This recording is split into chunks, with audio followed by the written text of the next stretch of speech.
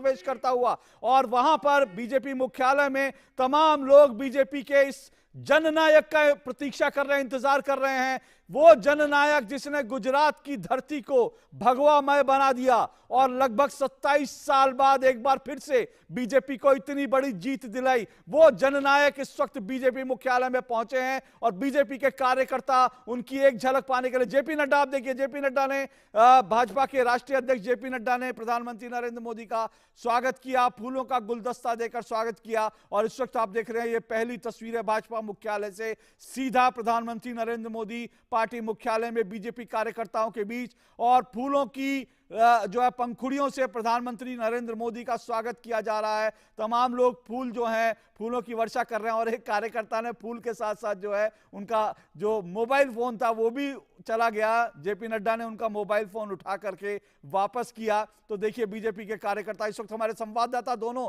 तालियां बजाकर लोग देखिए तालियां बजाकर लोग स्वागत कर रहे हैं। इस तरह से इस जननायक का स्वागत हो रहा है। हमारे संवाददाता, इस वक्त दो संवाददाता मेरे वहां मौजूद है, राजेश राज और साथ साथ शैलेंद्र मिश्र। राजेश राज, शैलेंद्र मिश्र, फूलों की वर्षा हो रही है, प्रधानमंत्री नरेंद्र मोदी बीजेपी मुख्यालय पहुंचे। आप बताइए क्या कुछ नजारा आपके आसपास है, क्या वहां पर गर्म जोशी है, जरा बताएं। देखिए, प्रधानमंत्री नरेंद्र मोदी मुस्कुराते हुए धीरे धीरे भारतीय जनता पार्टी के राष्ट्रीय अध्यक्ष जेपी नड्डा के साथ अशोक धीरे धीरे बीजेपी मुख्यालय की तरफ दाखिल हो रहे हैं। जेपी नड्डा जो भारतीय जनता पार्टी के राष्ट्रीय अध्यक्ष हैं वो उनके साथ हैं, और धीरे धीरे उनका जो कदम है वो धीरे धीरे बढ़ रहा है आगे की तरफ। और जो उनका काफिला है वो काफिला भारतीय जनता पार्टी के दफ्तर के अंदर दाखिल हो चुका है। फूलों की पंखुड़ियों के साथ उनका जोरदार अभिनंदन स्वागत जो है वो भारतीय जनता पार्टी के कार्यकर्ताओं ने किया, नेताओं ने किया।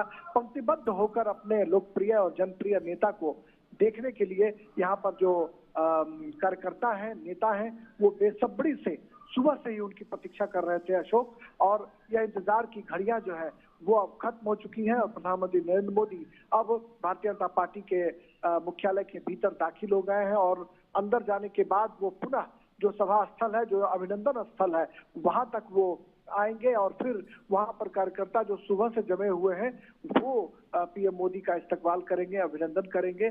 तो इंतजार की घड़ियां अब जो है वो खत्म हो चुकी हैं अशोक, और पीएम मोदी भारतीय जनता पार्टी के मुख्यालय पर पहुंच चुके हैं। इस वक्त राजेश राज, एक मिनट आपको, मंच पे हम दिखा रहे थे, इस वक्त मंच पर जो है राजनाथ सिंह, रक्षा मंत्री, और गृह मंत्री अमित शाह जो हैं वो दोनों बैठे हुए हैं, वहां दोनों वहां बैठे हैं मंच पर और प्रतीक्षा कर रहे हैं प्रधानमंत्री नरेंद्र मोदी। पार्टी के जो राष्ट्रीय अध्यक्ष हैं जेपी नड्डा, उनके साथ पार्टी मुख्यालय में गए, और मुझे लगता है सबसे पहले वो पंडित दीनदयाल उपाध्याय की प्रतिमा पर माल्यार्पण, शायद पुष्पांजलि अर्पित करें, जैसी कि परंपरा प्रधानमंत्री नरेंद्र मोदी ने अपने लिए एक परंपरा डाली हुई है। जब भी जाते हैं वो पार्टी मुख्यालय तो पंडित दीनदयाल उपाध्याय की प्रतिमा पर। बीएल संतोष, बीजेपी के संगठन महासचिव भी दिख रहे हैं, आपने वो भी देखा, बीएल संतोष बीजेपी के संगठन महासचिव। और बीजेपी संगठन के दम पर इतनी बड़ी जीत हासिल करती है, और बीजेपी की जीत में जहां प्रधानमंत्री नरेंद्र मोदी का करिश्मा है एक जननायक के तौर पर, उसी तरह से जो है बीजेपी का संगठन और प्रधानमंत्री नरेंद्र मोदी अभिवादन करते हुए देखिए। मोदी मोदी मोदी मोदी मोदी मोदी मोदी विक्ट्री का निशान बनाकर मोदी नरेंद्र मोदी विक्ट्री का निशान बनाते हुए प्रधानमंत्री और बीजेपी के राष्ट्रीय अध्यक्ष जेपी नड्डा कार्यकर्ताओं के अभिवादन को स्वीकार करते हुए। मोदी, भारत माता की, श्री नरेंद्र मोदी जिंदाबाद, श्री नरेंद्र मोदी जिंदाबाद। तो जो आप पार्टी मुख्यालय में जो एक मंच बनाया गया है, उस मंच पे जाने से पहले प्रधानमंत्री नरेंद्र मोदी ऊपर की तरफ गए, जहां से तमाम कार्यकर्ताओं को उनकी एक झलक मिल सके, और उस जगह पर जाकर उन्होंने अभिवादन किया, हाथ उठाकर अभिनंदन किया, विक्ट्री साइन बनाया, जीत की खुशी जताई, और उसके बाद जो है वो मंच की तरफ अब आगे बढ़ रहे हैं, जहां से वो कार्यकर्ताओं को संबोधित करेंगे। मोदी मोदी मोदी मोदी।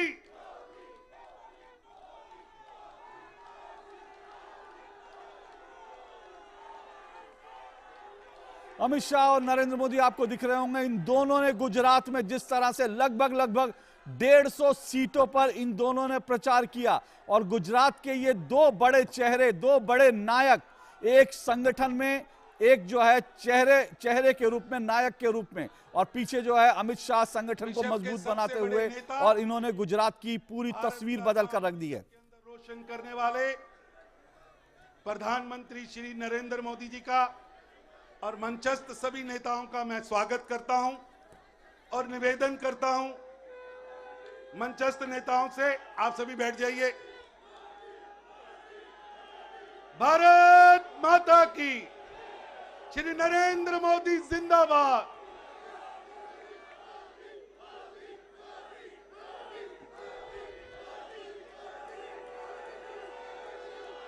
मैं निवेदन करूंगा कि मंच सभी नेता आदरणीय प्रधानमंत्री जी का, जिन्होंने हर मोर्चे पर भारत का नाम रोशन किया, देश के रक्षक, देश को आगे बढ़ाने वाले, देश को विश्व की सबसे बड़ी शक्ति बनाने वाले, हम सबके मसीहा प्रधानमंत्री श्री नरेंद्र मोदी जी का, जिन्होंने इस विजय के अंदर मूल आधार, इस विजय का जो है, ऐसे हमारे नेता प्रधानमंत्री नरेंद्र मोदी जी का सभी मंचस्थ नेता स्वागत कर रहे हैं।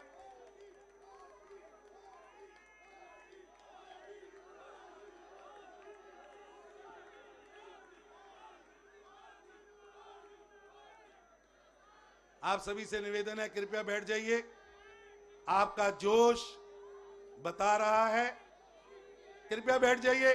भारत माता की, भारत माता की, नरेंद्र मोदी जिंदाबाद, प्रधानमंत्री मोदी जिंदाबाद। अब मैं निवेदन करूंगा भारतीय जनता पार्टी के राष्ट्रीय अध्यक्ष श्री जेपी नड्डा जी से कि वो आए और हम सबके नेता पार्टी को हर विजय की ओर बढ़ाने वाले, हर विजय के मूल आधार प्रधानमंत्री श्री नरेंद्र मोदी जी का स्वागत करें। आदरणीय श्री जेपी नड्डा जी।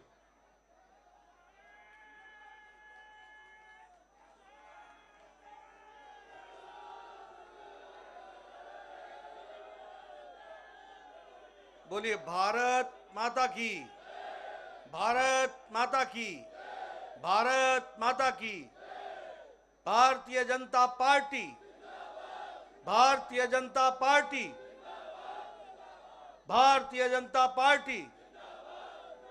श्री नरेंद्र मोदी जी, श्री नरेंद्र मोदी जी, श्री नरेंद्र मोदी जी। आज के इस विशाल विजय सभा में मंच पर उपस्थित हम सबके प्रिय नेता, भारत के यशस्वी प्रधानमंत्री सम्माननीय श्री नरेंद्र मोदी जी,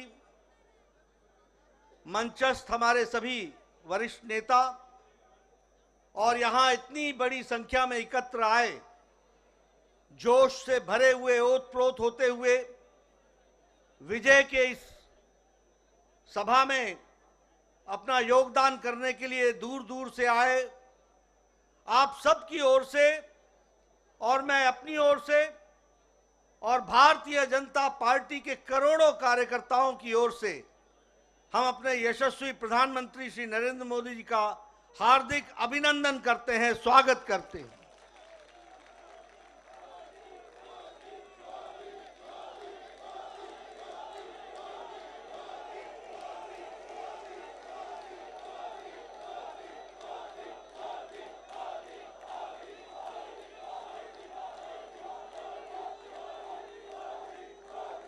आज हम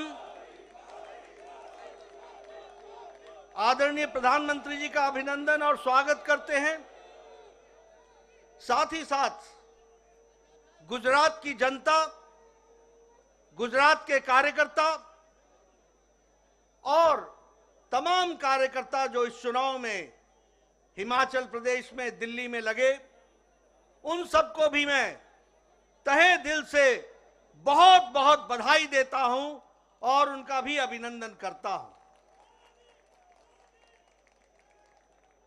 यह हम सब के लिए खुशी की बात है और आज बड़ा ऐतिहासिक दिन है जब हम गुजरात के नतीजे देखते हैं तो आजाद भारत में रिकॉर्ड तोड़ते हुए ये जीत हासिल आदरणीय प्रधानमंत्री मोदी जी के नेतृत्व में हम सबको मिली है।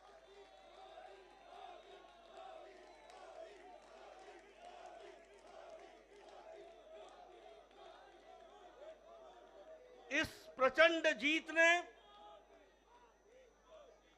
प्रचंड ऐतिहासिक जीत ने इस बात को स्पष्ट कर दिया है जिसकी नींव आदरणीय प्रधानमंत्री जी ने भारत की राजनीति में रखा है और वह है विकासवाद, विकास की कहानी। सबका साथ, सबका विकास, सबका विश्वास और सबका प्रयास, इस मूल मंत्र को लेकर जिस अथक प्रयास के साथ आदरणीय प्रधानमंत्री जी ने गुजरात की जनता, देश की जनता की सेवा की है, वह हमको प्रचंड जीत में दिखाई देती है। हम जानते हैं कि विकास के साथ साथ कल्याणकारी नीति गांव, गरीब, वंचित, पीड़ित, शोषित, दलित, समाज के अंतिम पायदान पर खड़ा व्यक्ति, उन सब के लिए जो आपने नीतियां बनाई, जो आपने कार्यक्रम बनाए, जो उनके दुख दर्द को समझा, जो उनके आंसुओं को पोंछने का आपने काम किया, उस गरीब के घर में रोटी मिल सके इसकी व्यवस्था की, उसके घर में अच्छा सा शौचालय हो जाए और वो जीवन इज्जत के साथ जी सके, इस यह परिवर्तन आपने ला करके दिखाया है।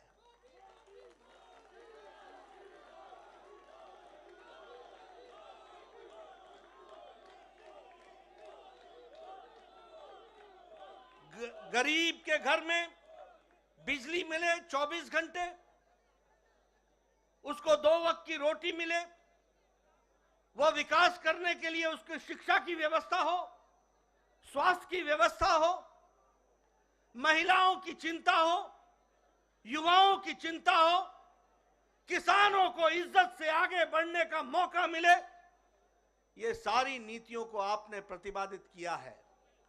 और जिस तरीके से आपने गुजरात में विकास में सारे रिकॉर्ड तोड़े हैं, गुजरात की जनता ने भी नतीजों में सारे रिकॉर्ड तोड़ दिए, यह भी आपको देखने को मिला।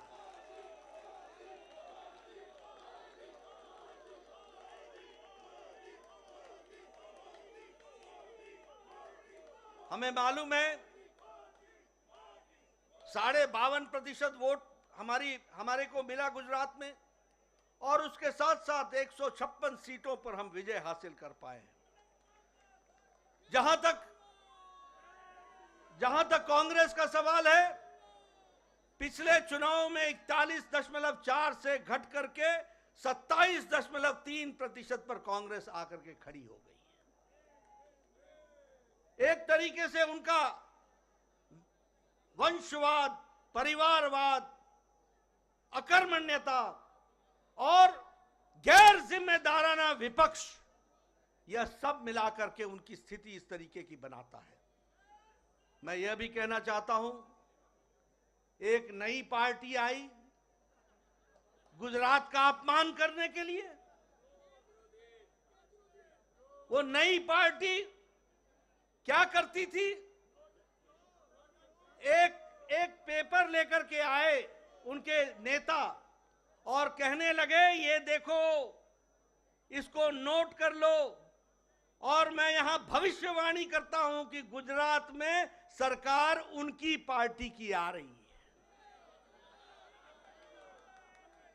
ऐसा गैर जिम्मेदाराना पार्टी का नेता जो इस तरीके से जनता के आंखों में धूल झोंकता हो, जनता को गुमराह करता हो, ऐसे नेता को आज नतीजों के बाद सार्वजनिक रूप से माफी मांगनी चाहिए गुजरात की जनता के साथ और भारत की जनता के साथ। यह कैसी राजनीति है? देखो, मैं लिख के दे रहा हूं, भविष्यवाणी कर रहा हूं। और दूसरा रिकॉर्ड उसने क्या तोड़ा?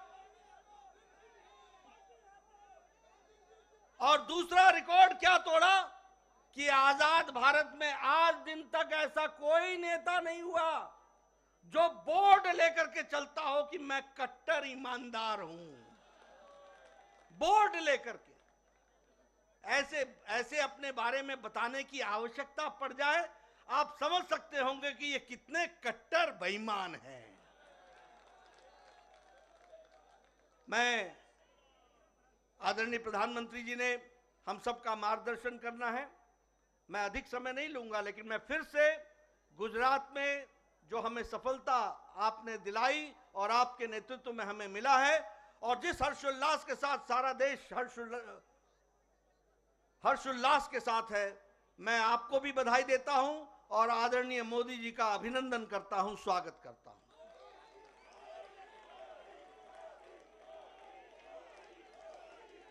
मित्रों,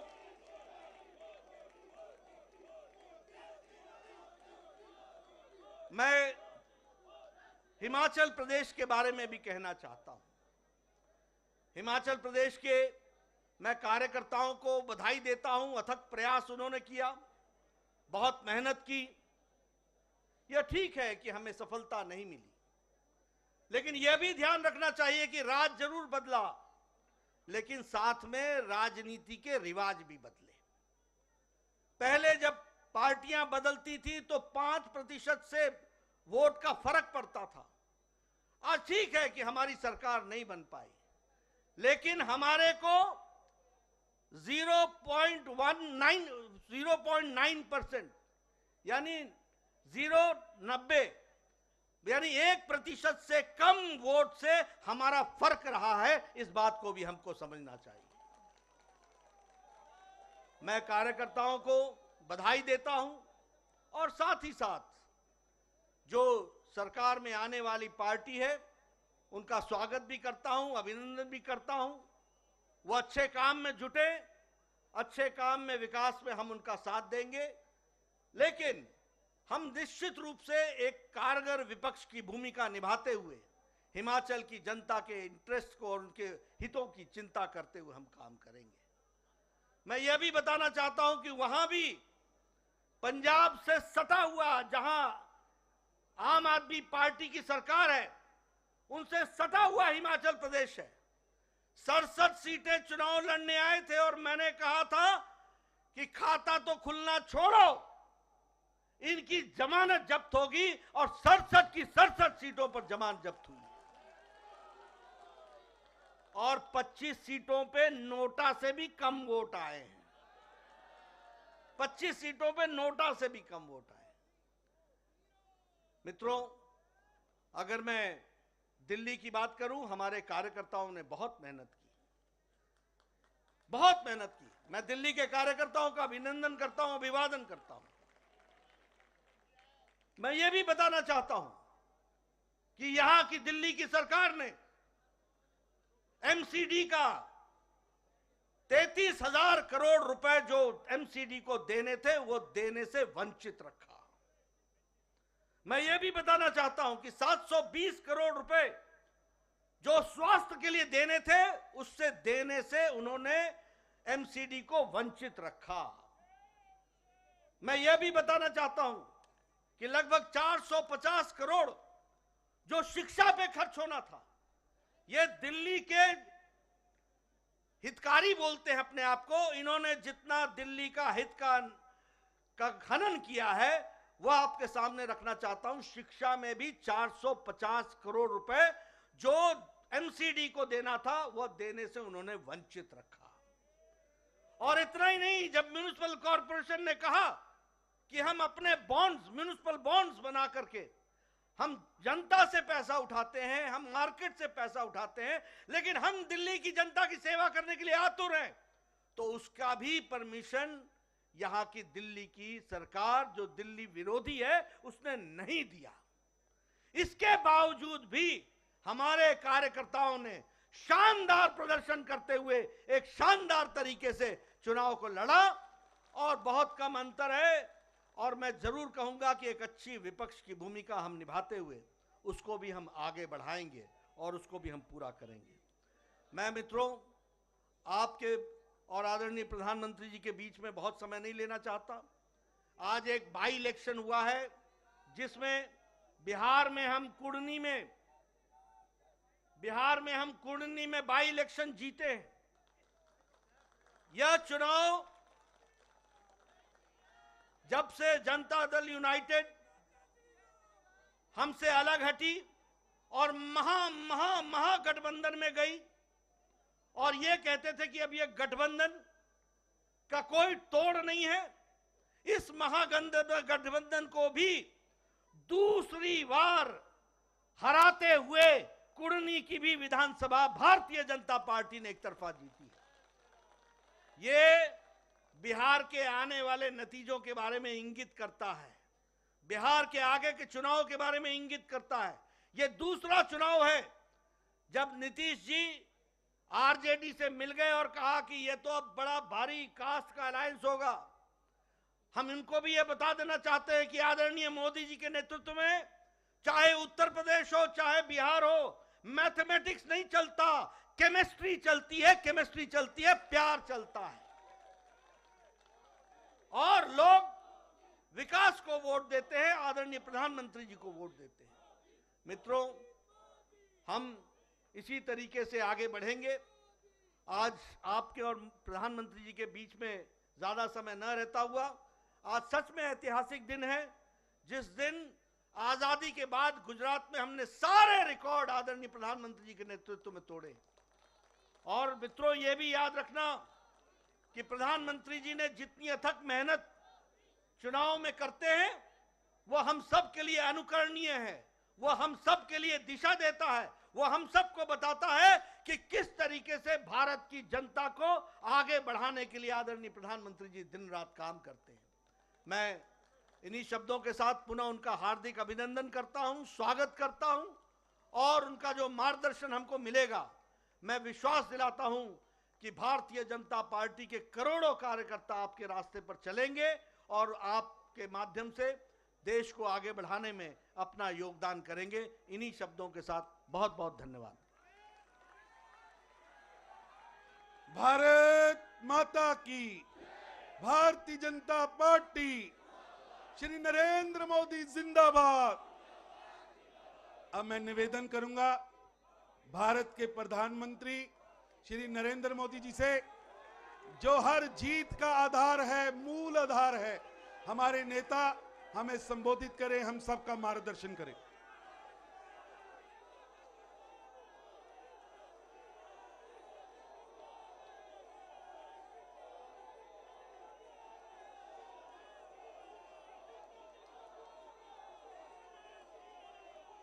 भारत माता की, भारत माता की,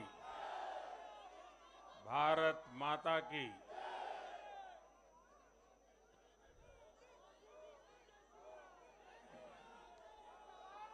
भारतीय जनता पार्टी के राष्ट्रीय अध्यक्ष श्रीमान जेपी नड्डा जी, हमारे वरिष्ठ साथी श्री राजनाथ जी, श्री अमित भाई,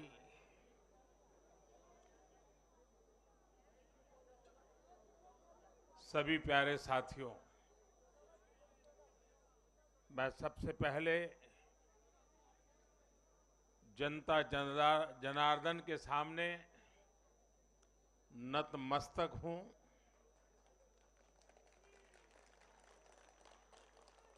जनता जनार्दन का आशीर्वाद अभिभूत करने वाला है।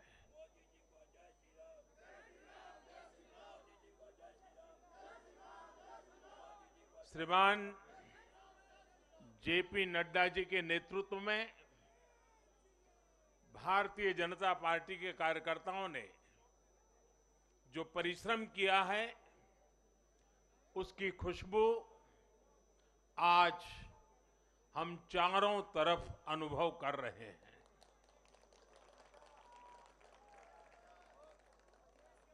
जहां भारतीय जनता पार्टी प्रत्यक्ष नहीं जीती, वहां भाजपा का वोट शेयर भाजपा के प्रति स्नेह का साक्षी है। मैं गुजरात और हिमाचल और दिल्ली और जनता का बहुत विनम्र भाव से आभार व्यक्त करता हूं। भाजपा के प्रति ये स्नेह देश के अलग अलग राज्यों के उपचुनाव में भी दिख रहा है। यूपी के रामपुर में भाजपा को जीत हासिल हुई है। बिहार के उपचुनावों में भाजपा का प्रदर्शन आने वाले दिनों का स्पष्ट संकेत कर रहा है। मैं आज चुनाव आयोग का भी अभिनंदन करता हूं, उनका आभार व्यक्त करता हूं। और ये चुनाव के दरमियान एक बहुत बड़ी बात जिसकी चर्चा होनी चाहिए थी, जहां तक मेरी जानकारी है, एक भी पोलिंग बूथ में रीपोलिंग करवाने की नौबत नहीं आई है।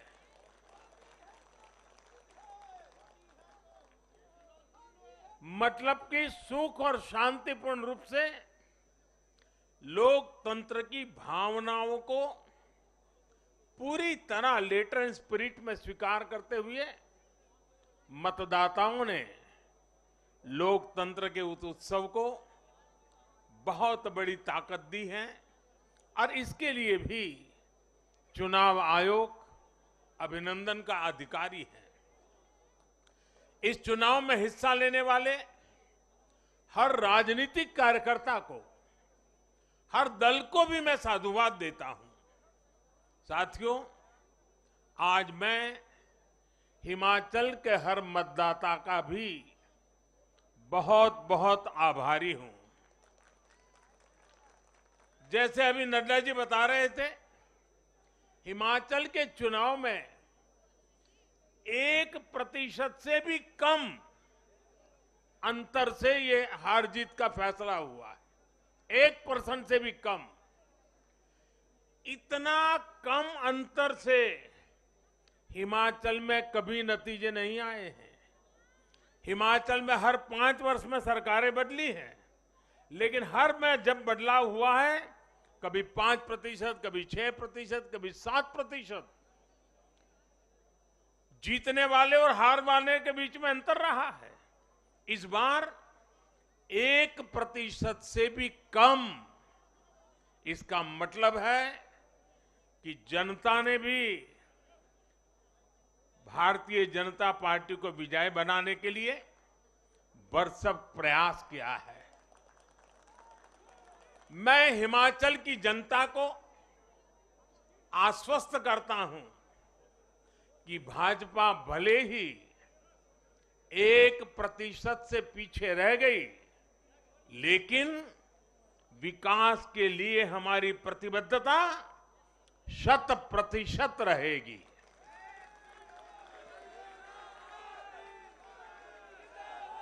हिमाचल से जुड़े हर विषय को हम पूरी मजबूती से उठाएंगे और केंद्र सरकार के द्वारा हिमाचल की प्रगति का जो उसका हक है, उसमें भी कभी हम कमी नहीं आने देंगे।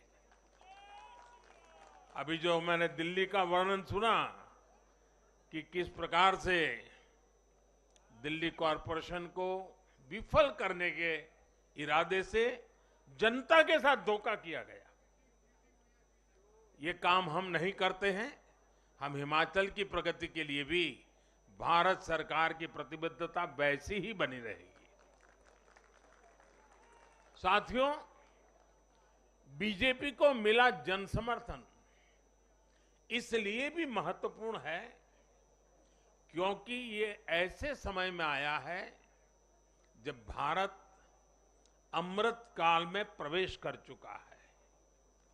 ये दिखाता है कि आने वाले 25 साल सिर्फ और सिर्फ विकास की राजनीति के ही है। भाजपा को मिला जन समर्थन नए भारत की आकांक्षाओं का प्रतिबिंब है।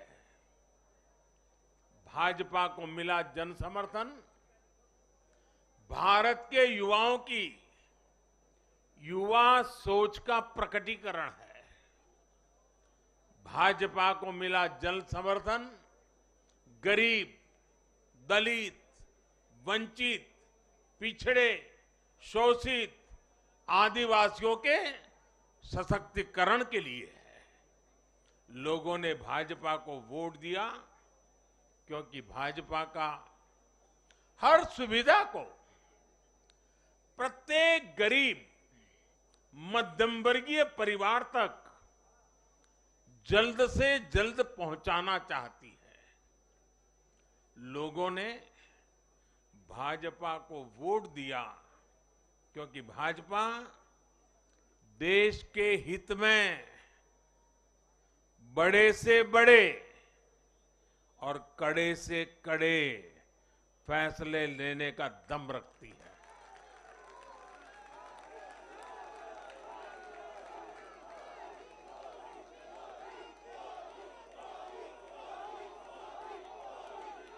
भाजपा का बढ़ता जन समर्थन ये दिखाता है कि परिवारवाद और भ्रष्टाचार के खिलाफ जन आक्रोश लगातार बढ़ रहा है। और मैं इस बात को स्वस्थ लोकतंत्र के लिए एक शुभ संकेत के रूप में देखता हूं। और साथियों, इस बार वाकई गुजरात ने तो कमाल ही कर दिया है।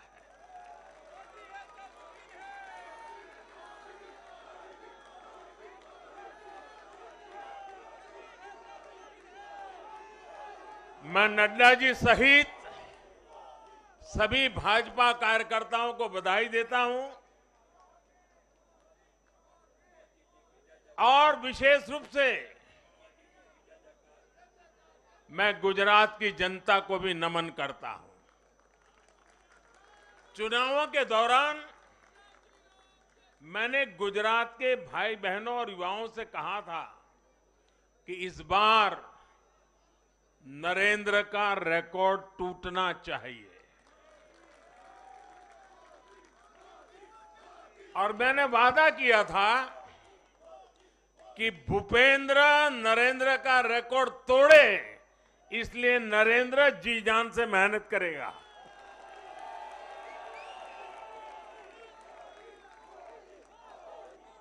और गुजरात की जनता ने तो रिकॉर्ड तोड़ने में भी रिकॉर्ड कर दिया। उसने गुजरात की स्थापना से लेकर के अब तक सारे रिकॉर्ड तोड़ दिए। गुजरात के इतिहास का सबसे प्रचंड जनादेश भाजपा को देकर गुजरात के लोगों ने नया इतिहास बना दिया है। 2.5 दशक से निरंतर सरकार में रहने के बावजूद इस प्रकार का प्यार अभूतपूर्व है, अद्भुत है।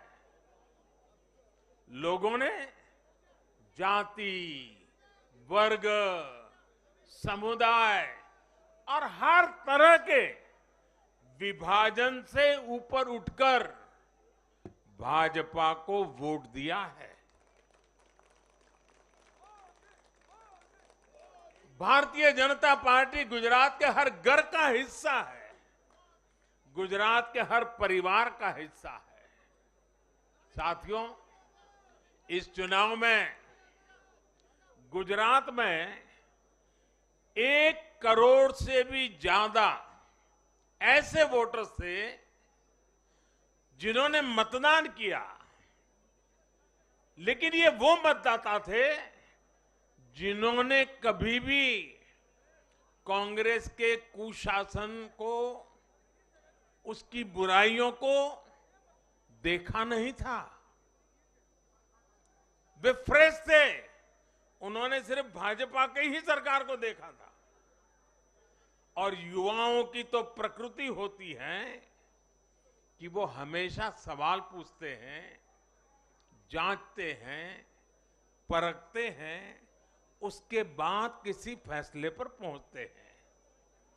युवा सिर्फ इसलिए किसी पार्टी को वोट नहीं करते क्योंकि वो दशकों से सत्ता में रही या फिर उस पार्टी के नेता किसी बड़ी परिवार के हैं। युवा तभी वोट देते हैं जब उन्हें भरोसा होता है, जब उन्हें सरकार का काम प्रत्यक्ष नजर आता है।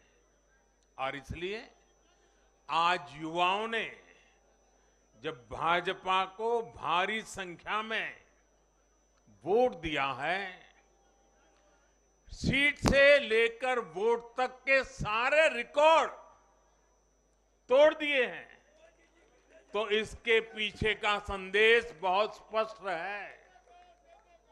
इसका मतलब है कि युवाओं ने हमारे काम को जांचा, परखा और उस पर भरोसा किया है। इसका मतलब यह है कि युवा भाजपा की विकास वाली राजनीति चाहते हैं। इसका मतलब है कि युवा ना तो जातिवाद के बहकावे में आते हैं, न परिवारवाद के। युवाओं का दिल सिर्फ विजन और विकास से जीत सकते हैं, और भाजपा में विजन भी है और विकास के प्रति प्रतिबद्धता भी है।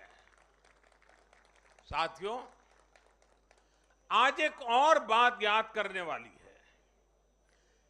जब महामारी के घोर संकट के बीच बिहार में चुनाव हुए थे, तो जनता ने भाजपा को भरपूर आशीर्वाद दिया। जब महामारी के संकट से बाहर निकलते हुए असम, यूपी, उत्तराखंड, गोवा, मणिपुर एक के बाद एक चुनावों में जनता ने भारतीय जनता पार्टी को ही चुना। और आज जब भारत विकसित भारत के लक्ष्य की प्राप्ति के लिए आगे बढ़ रहा है, तो भी देश की जनता का भरोसा सिर्फ और सिर्फ भाजपा पर है।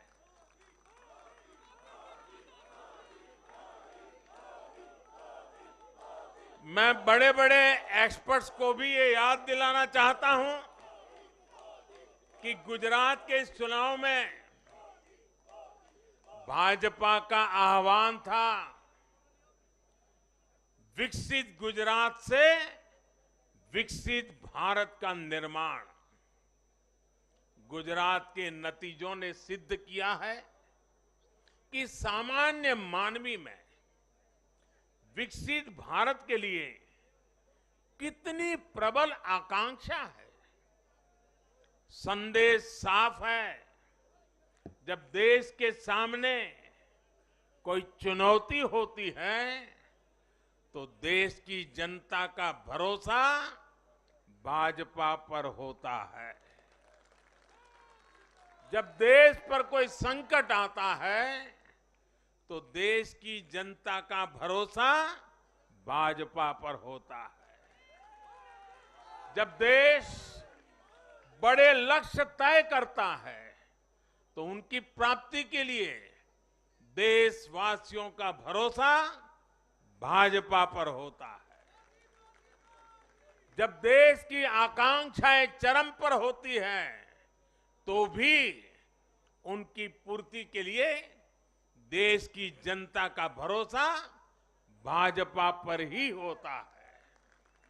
साथियों, भाजपा के आज हम जहां पहुंचे हैं, राज्यों में हो, स्थानीय स्वराज्य की निकायों में हो या केंद्र में हो, ये ऐसे ही नहीं पहुंचे हैं। 5 पीढ़ियां जनसंघ के जमाने से तपस्या करते हुए परिवार के परिवारों खपते रहे, तब जाकर के ये दल बना है, तब जाकर के हम यहां पहुंचे हैं।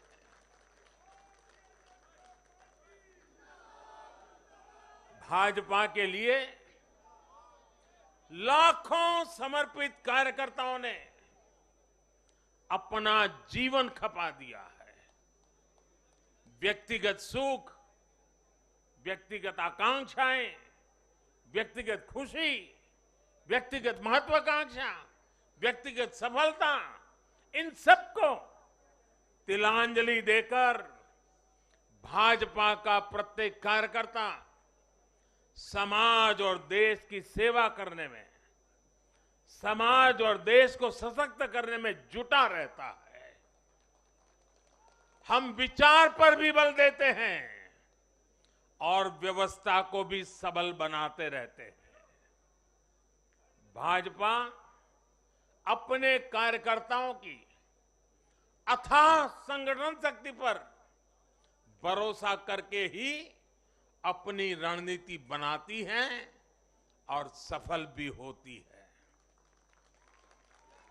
उतार चढ़ाव भाजपा के राजनीतिक जीवन में भी आए हैं, लेकिन हमने आदर्शों और मूल्यों पर अड़िग रहकर दिखाया है। साथियों, पिछले 8 वर्षों में देश में एक और बहुत बड़ा बदलाव अनुभव किया गया है। ये बदलाव कार्य का भी है, कार्यशैली का भी है। भाजपा की सरकारें भी कार्य को छोटा नहीं समझती। हम मानते हैं हर काम बड़े लक्ष्यों की प्राप्ति का माध्यम बनता है। इसलिए भाजपा की सरकारों ने गरीबों के लिए पक्के घर, शौचालय, गैस कनेक्शन, बिजली कनेक्शन, नल से जल, बैंक में खाते, मुफ्त इलाज, मुफ्त भोजन, इंटरनेट, ऐसी बेसिक सुविधाओं पर फोकस किया है। पहले की राजनीति में ये बहुत फैंसी विकास नहीं माना जाता था। पहले की राजनीति में इसे बड़े काम के तौर पर देखा भी नहीं जाता था। इसलिए आज जो भी सरकारी लाभ है वो हर व्यक्ति, हर क्षेत्र, हर वर्ग जो उसका हकदार है उस तक तेजी से पहुंचने के लिए ईमानदारी से प्रयास किया जाता है। पूरा का पूरा पहुंचे, इसके लिए टेक्नोलॉजी का भी भरपूर उपयोग किया जाता है। किस क्षेत्र, किस वर्ग, किस समुदाय में कितने वोट हैं, इस आधार पर न हम देश चलाते हैं, न राज चलाते हैं, न सरकारें चलाते हैं। और हमें आज इस बदली हुई राजनीति के सकारात्मक नतीजे भी देखने को मिल रहे हैं। आज बड़े बड़े एक्सपर्ट भी ये कह रहे हैं कि भारत में गरीबी कम हो रही है। साथियों, देश ने पिछले 8 वर्षों में गरीब को सशक्त करने के साथ ही गरीब तक मूलभूत सुविधाएं पहुंचाने के साथ ही आधुनिक इंफ्रास्ट्रक्चर पर भी फोकस किया है।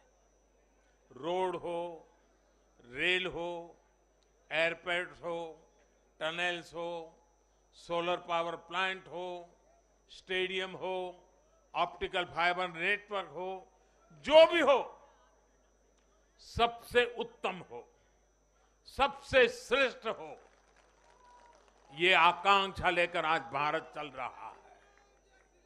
और साथियों, मैं एक और बात आपको याद दिलाना चाहूंगा।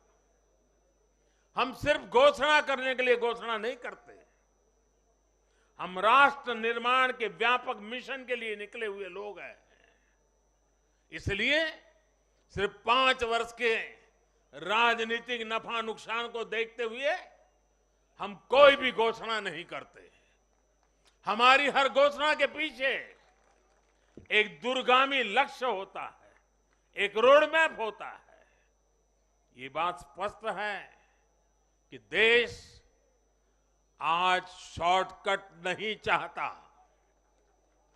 देश का मतदाता आज इतना जागरूक है कि क्या उसके हित में है, क्या उसके अहित में है, वो अच्छी तरह जानता है। देश का वोटर जानता है कि शॉर्टकट की राजनीति का कितना बड़ा नुकसान देश को उठाना पड़ेगा। आज देश में कोई संशय नहीं कि अगर देश रहेगा, देश समृद्ध होगा, तो सबकी समृद्धि तय है।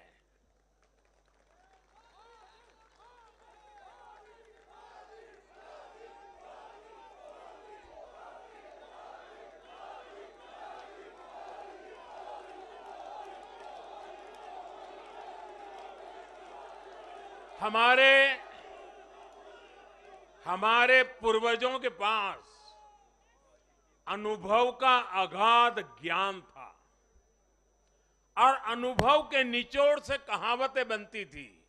और हमारे यहां हमारे पूर्वजों ने हमें विरासत में दी हुई एक कहावत है, आमदनी अठन्नी और खर्चा रुपया।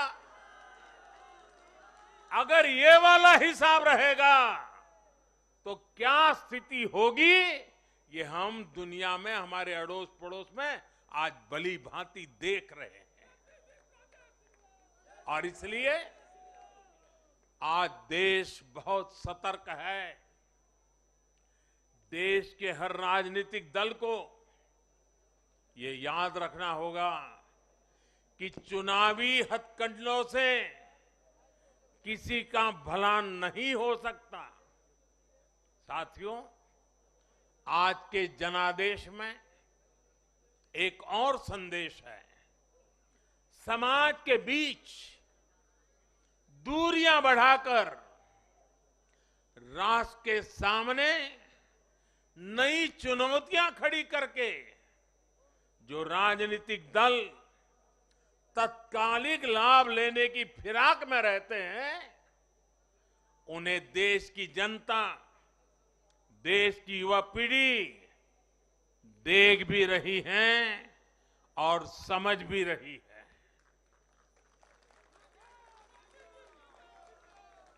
भारत का भविष्य फॉल्ट लाइंस को बढ़ा करके नहीं, फॉल्ट लाइंस को गिराकर ही उज्जवल बनेगा।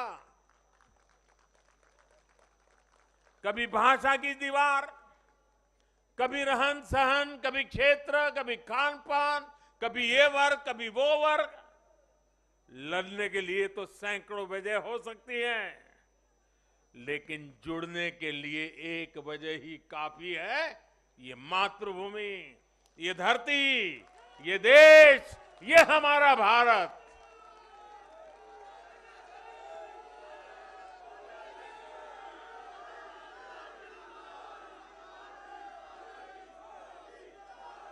जीने के लिए और मरने के लिए इससे बड़ी वजह कोई और नहीं हो सकती। इसलिए हमें देश प्रथम, इंडिया फर्स्ट की भावना के साथ आगे बढ़ना है। साथियों, मुझे खुशी है कि आज भारत के गांव हो या शहर, गरीब हो या मिडिल क्लास, किसान हो या श्रमिक, सभी की पहली पसंद भाजपा है।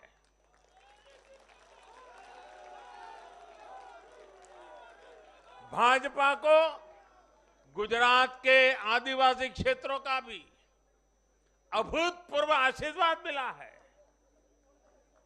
और मुझे अभी जो जानकारी बताई गई, एससी एसटी की गुजरात में करीब 40 सीटें आरक्षित है।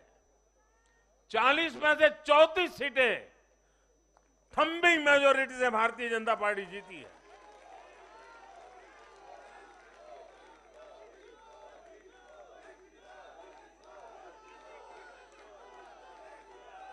आज आदिवासी भाजपा को अपनी आवाज मान रहे हैं। आज भाजपा को आदिवासी समुदाय का जबरदस्त समर्थन मिल रहा है। इस बदलाव को पूरे देश में महसूस किया जा रहा है। ऐसा इसलिए हो रहा है क्योंकि दशकों तक जिन आदिवासियों की आकांक्षाओं को नजरअंदाज किया गया, वो अब देख रहे हैं कि भाजपा लगातार उनकी उम्मीदें पूरी करने में जुटी है। ये भाजपा ही है जिसके प्रयासों से देश को पहली आदिवासी राष्ट्रपति मिली है। ये भाजपा ही है जिसने आदिवासी कल्याण के लिए बजट बढ़ाया और आदिवासी क्षेत्रों में विकास को रफ्तार दी। भाजपा सरकार ने ऐसे अनेक कदम उठाए हैं जिससे आदिवासी समुदाय के लोगों को आर्थिक रूप से मजबूत बनाया जा रहा है। देश भर में आदिवासी स्वतंत्रता सेनानियों के म्यूजियम बनाकर भाजपा आजादी के उन वीर योद्धाओं को सम्मान दे रही है। भगवान बिरसा मुंडा के जन्मदिन को भाजपा सरकार में ही जनजातीय गौरव दिवस घोषित किया गया है। हमारे इन प्रयासों ने आदिवासी युवाओं को उनके स्वाभिमान को ऊंचा किया है। आज भाजपा आदिवासियों को सशक्त करने के लिए हर संभव प्रयास कर रही है। साथियों, आजकल हर चुनाव नतीजों के बाद ये चर्चा भी बहुत होती है कि देश की माताएं, बहनें, बेटियां भाजपा पर इतना आशीर्वाद क्यों बरसाती है।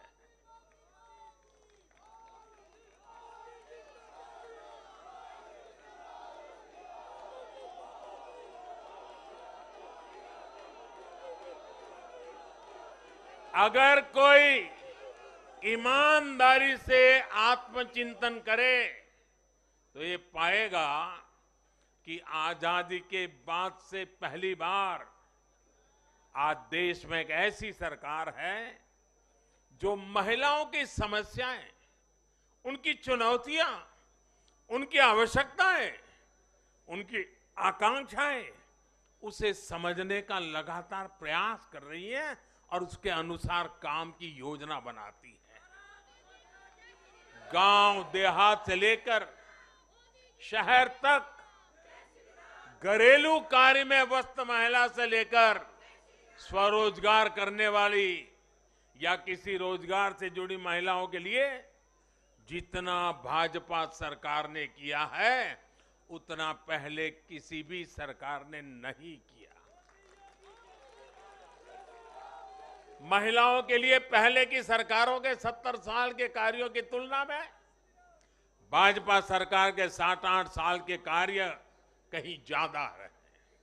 और इसलिए आज जब भी चुनाव होते हैं तो देश की माताएं, बहनें, बेटियां कमल के निशान का सिर्फ बटन ही नहीं दबाती, उनके हाथों में एक आशीष का भाव होता है, आशीर्वाद का भाव होता है। और जब वो उंगली कमल के बटन पर रखती हैं तब वो हम जैसे लाखों कार्यकर्ताओं के सर पे विजय तिलक भी लगा देती है।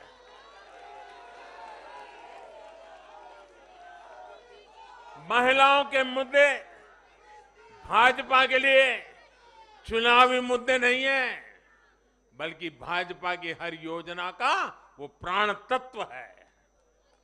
महिलाओं का जीवन आसान बनाना हो, महिलाओं को ज्यादा से ज्यादा रोजगार के, स्वरोजगार के अवसर मुहैया कराना हो, ये भाजपा का कमिटमेंट है।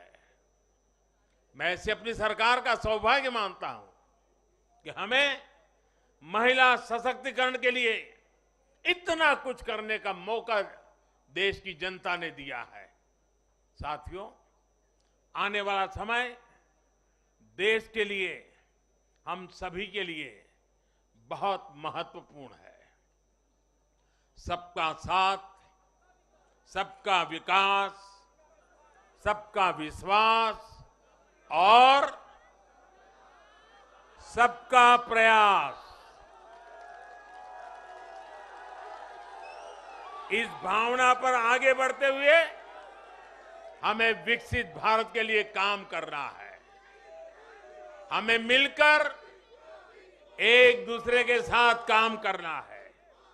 आइए, नागरिक के रूप में हम विकसित भारत के संकल्प के साथ जुड़े, विकसित भारत के इस अभियान से जुड़े। और मैं फिर एक बार देश भर के लाखों कार्यकर्ताओं को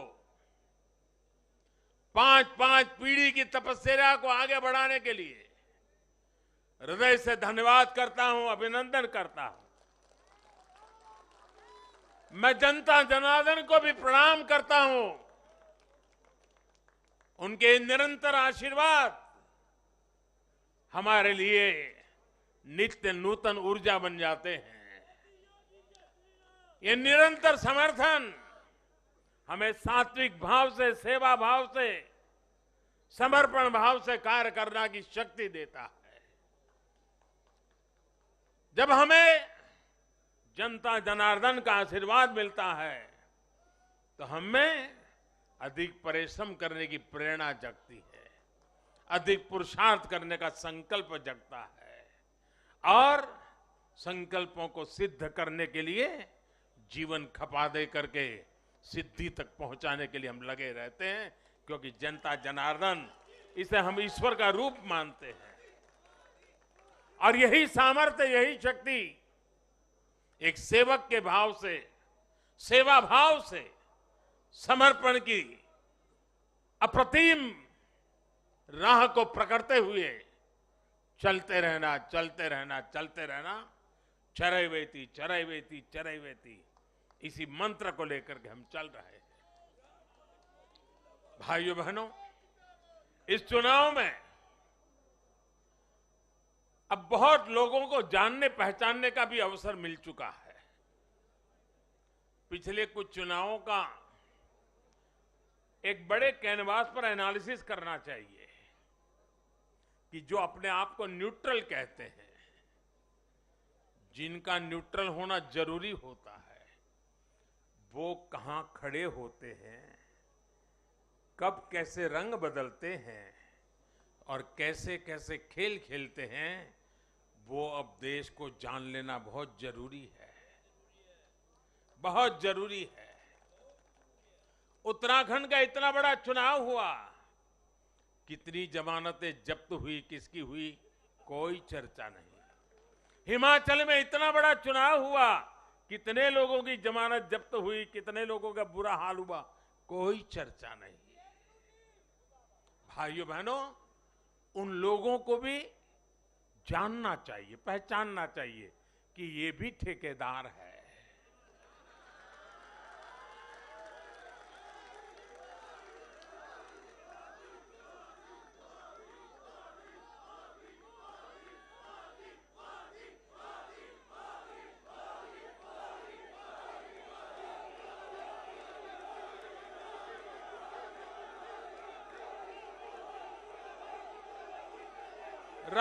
राजनीति में सेवा भाव से एक मुख्य सेवक की तरह काम करना, वो जैसे डिस्क्वालिफिकेशन माना जा रहा है। क्या नौबत आई है, ये कैसे नए मापदंड लगाए गए हैं, अब देखिए, मुझे खुशी हो रही है कि हमारे गुजरात के सीएम भूपेंद्र भाई पटेल करीब करीब 2 लाख वोटों से जीते हैं। असेंबली सीट पे लोकसभा में भी कोई 2 लाख से जीते तो बहुत बड़ी बात मानी जाती है। असेंबली में करीब करीब 2 लाख वोट से जीतना, लेकिन ठेकेदारों का, उनका तराजू कुछ और है। और इसलिए भाइयों बहनों, हमें निरंतर विपरीत इन जुल्मों के बीच में आगे बढ़ना है। हमें अपनी सहन शक्ति को बढ़ाना है, हमें अपनी समझ शक्ति को बढ़ाना है, और हमें हमारे सेवा भाव का विस्तार भी करना है, हमारे सेवा भाव की गहराई भी बढ़ानी है, और सेवा भाव से ही जीतना है। क्योंकि जो जहां बैठा है वो बदलने वाला नहीं है, उसका इरादा नेक नहीं है जी। और इसलिए हमारी कसौटी है, हर पल हमारी कसौटी है। और मैं तो कभी कभी मानता हूं, और खास करके 2002 के बाद मैं विशेष रूप से मानता हूं, शायद मेरे जीवन का कोई पल ऐसा नहीं गया, कोई कदम ऐसा नहीं रहा जिसकी धज्जियां न उड़ा दी गई हो, जिसकी आलोचना नहीं, धज्जियां उड़ा देना, बाल नोच लेना। लेकिन इसका मुझे बहुत फायदा हुआ, क्योंकि मैं हमेशा सतर्क रहा। हर इस प्रकार की बुरी प्रवृत्ति से कुछ न कुछ सकारात्मक खोजता रहा, खुद में बदलाव लाता रहा, सीखता गया, बढ़ता गया। और जिन लोगों को चारों तरफ से उछालने वाले लोग रहते हैं, कंधे पर बिठा करके नाचने वाले लोग रहते, उनसे सुधरने की भी संभावना नहीं होती है। वो तो जो है वहां से भी बिगड़ेंगे। और इसलिए आलोचनाओं ने भी हमें बहुत सिखाया है। हर आलोचना में से हमारे काम की चीज हमें खोजते रहना है, हमें अपनी शक्ति को बढ़ाते रहना है, और कठोर से कठोर झूठे आरोपों को सहने का सामर्थ्य भी बढ़ाना होगा साथियों, क्योंकि अब जुल्म बढ़ने वाला है। अब मान के चलिए, मुझ पर भी बढ़ने वाला है, आप सब पर भी बढ़ने वाला है, क्योंकि ये सहन नहीं कर पाएंगे, ये पचा नहीं पाएंगे। और उसका जवाब यही है, हमें अपनी सहन शक्ति बढ़ाना है, हमें अपनी समझदारी का विस्तार करना है, हमें अधिक से अधिक लोगों को समावेश करने की दिशा में अपने हाथ चौड़ा करके लोगों को स्वीकारना है, स्वागत करना है। सकारात्मक रास्ता, सेवा भाव का रास्ता, समर्पण का रास्ता, यही मार्ग हमने चुना है, वही मार्ग हमको यहां पहुंचाया है। और आगे भी हमारे पुरुषार्थ से, परिश्रम से देश की आकांक्षाओं वाला ये देश भी बनेगा। 2047 जब हिंदुस्तान आजादी के 100 साल मनाएगा, विकसित भारत हमारे नौजवानों के हाथ में हम देके जाएंगे। दोस्तों बोलिए भारत माता की, भारत माता की, भारत माता की। बहुत बहुत धन्यवाद। भारत माता की। श्री नरेंद्र मोदी जिंदाबाद, श्री नरेंद्र मोदी जिंदाबाद। मैं धन्यवाद करता हूं आदरणीय प्रधानमंत्री जी का, श्री शीर्ष नेतृत्व का, यहां उपस्थित सभी भाजपा के कार्यकर्ताओं का, और जिन्होंने दिल खोलकर भाजपा को आशीर्वाद दिया, उन सभी वोटर्स का बहुत बहुत धन्यवाद, बहुत बहुत धन्यवाद। भारत माता की। वंदे वंदे वंदे। श्री नरेंद्र मोदी जिंदाबाद, श्री नरेंद्र मोदी जिंदाबाद। श्री नरेंद्र मोदी जिंदाबाद, श्री नरेंद्र मोदी जिंदाबाद। और ये सीधी तस्वीरें आप देख रहे हैं भाजपा मुख्यालय से, जहां प्रधानमंत्री नरेंद्र मोदी ने आज गुजरात की महाजीत के बाद कार्यकर्ताओं और पूरे देश को यहां से संबोधित किया और उन्होंने साफ तौर पर इशारा किया कि आने वाले वक्त की क्या राजनीति होगी, क्या रोड मैप होगा, क्या सरकार की प्राथमिकताएं होंगी, तमाम बातों को प्रधानमंत्री ने सामने रखा। उन्होंने कहा कि हमारा लक्ष्य और हमारा उद्देश्य यही है कि सेवा भाव